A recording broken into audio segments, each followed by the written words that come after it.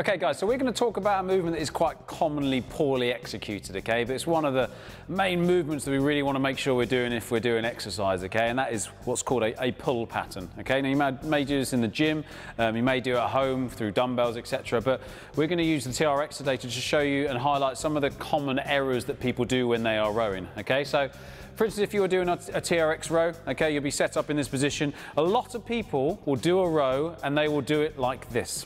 Okay, now you'll see here, Rob is heavily loaded up top here and he's essentially hunching up, okay? Now what this does, it doesn't allow these muscles down at the bottom and around his lats, etc.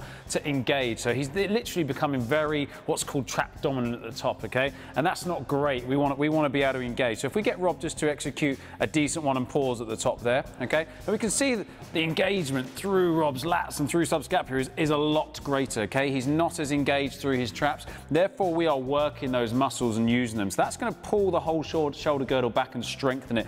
If we're too trap dominant, then we're going to be really quite hunched and rounded in the shoulders, which we probably are because of our posture, just because of general life anyway, sitting down a lot, etc. So what we want to be thinking about doing is we want to be thinking about trying to pull from here, okay?